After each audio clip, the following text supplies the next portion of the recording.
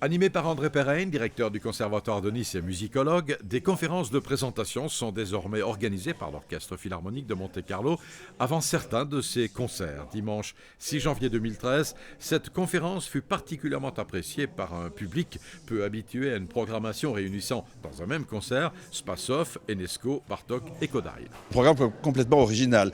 D'habitude, on a comme instrument soliste le piano, le violon, le violoncelle. Ici, on avait un instrument qui s'appelle le kaval, qui à l'origine d'une flûte de berger de la région de l'Europe qui s'appelle les Balkans.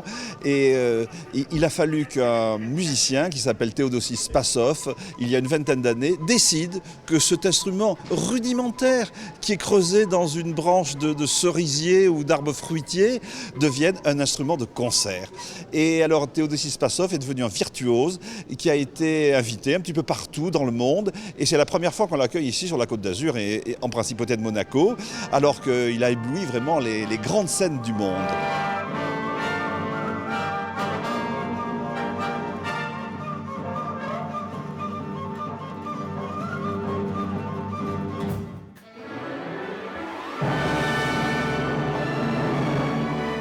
Bien avant Théodosie Spasov, de grands compositeurs comme Bartók, Enesco et Kodály se sont intéressés aux musiques traditionnelles populaires de leur pays.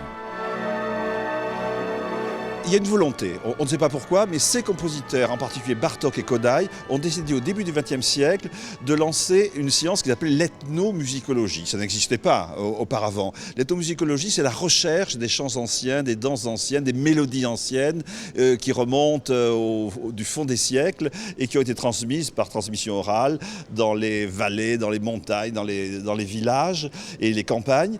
Et Kodály et Bartók ont pris cette décision d'aller vallée par vallée, village par village, constituer un recueil de toutes ces vieilles mélodies.